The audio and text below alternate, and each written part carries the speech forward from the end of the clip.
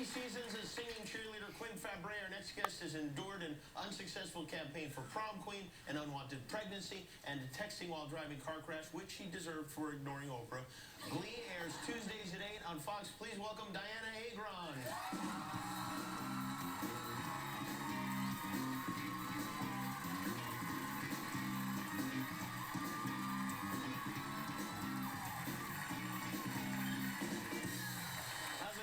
It's going well. Thanks for having me back. Going through your intro, the writers really have put your character through the ringer, haven't they?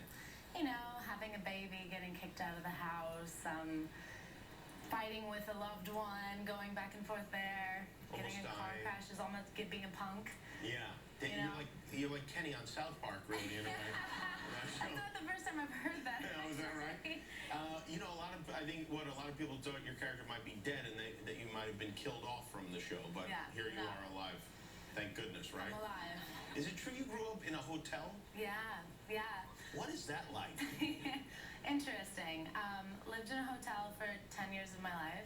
What age? From what age to what age? Well, in Savannah, for 2 years, but I don't remember that, except I have about 10 copies of Eloise from when I was little. Oh, okay. All gifts. And then when I moved to San Francisco, so from 10 on till about 18.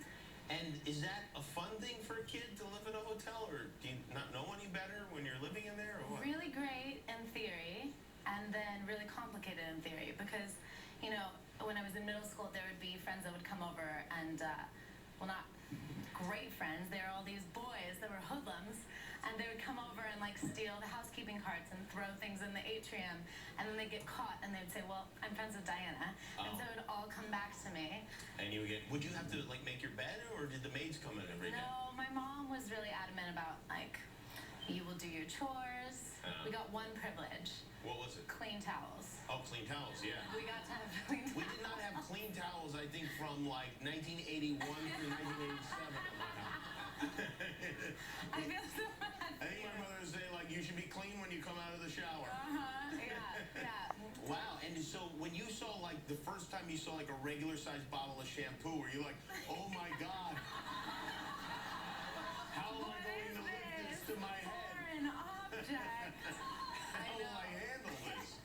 How old were you when you moved into a house, or did you ever? I came down here, and I moved straight there to Koreatown. Oh, North Korea or South Korea? I had come down to LA, and I had seen places, but it was a little bit too soon. It was about 2 months before I moved down here. And then I started internet researching, and you always find really reliable things on the internet. Yes. So I thought it was more Mid-Wilshire District, like right by Lachman. I thought, great. Museum, yeah. I'll walk down the street. It'll be wonderful. And it was much further towards downtown in Koreatown, to the point where, I mean, it was really pretty. It was this old hotel, this Victorian hotel. Another hotel. I have an affinity for them. There was a neighbor that used to brew things all. I don't know what she was brewing, but we were convinced. Which also made me kind of want to befriend her, but she wasn't very friendly. And then there was a time I was coming back from a dance class, and there was, you know, the Jaybird, the helicopters that circle around. Probably not in your neighborhood. Oh, yeah, no, they're always over my neighborhood, yeah. So you live by USC? No, I don't. But they're around a lot.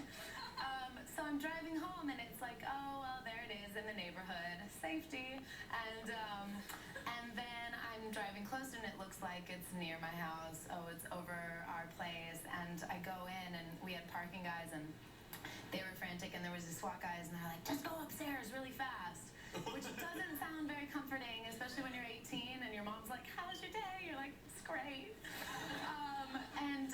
So go upstairs and eventually find out that there was a guest of one of the people that lived there and was schizophrenic, off their meds, shouting, he's gonna kill me, he's gonna kill me. So that's why that had happened. So the police directed you into the building where the guy was? Yeah, so I thought I was fine. They're like, go fend for yourself. Well, it turns out they were right, I guess, huh?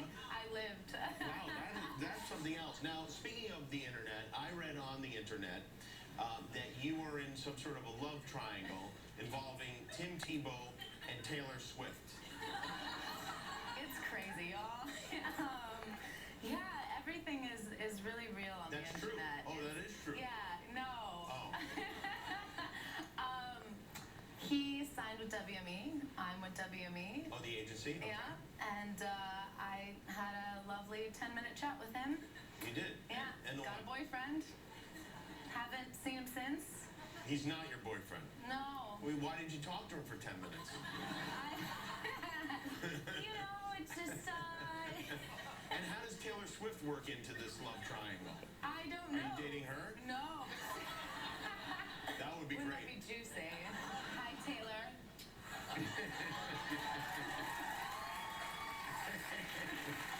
Yeah, I'd love to hook the two of you up. Well, we're friends. We're friends. But So, I'd like you to be more than just friends. friends. So you don't know Tim Tebow that well? No. Do you like Tim Tebow? I mean, is he somebody you would be interested in? I mean, I don't know much about Asexually? Not until you get married, of course. you know, I'm just trying to focus on work. Get things done. I've got a month left of filming to do. Quinn's got some more battles to fight. I see, I She see. might have to, like, you know, endure something else. So that's a yes then, I guess, huh? What? Listen, I met the guy. I'm interested in him. I'll introduce you. I met him. Believe me, he's dreamy. Yeah. And everything is going great for you then, huh? Everything's You're enjoying your time on Glee? I am, yeah. Is it easier playing a character in a wheelchair because you don't have to stand, really? I know. You know, it's really eye-opening because there'll be moments where, I mean, Kevin's done it for the entire 4 years, so bless him, because it's hard, and then you feel really sympathetic towards people that this is actually their life. I mean, we filmed this portion where there was all these kids that, you know, are handicapable, and they were doing these crazy stunts in this ramp park and whatever, and all of them were so joyous and optimistic and... Yeah, because they have the best parking of anybody. It's Oh, true. God. Jimmy. Well, it is true. Well, it's very good to see you. Welcome Thank back, you. and please come again. Diana Abram, everyone. On the Fox Network, we'll be right back with the Shins.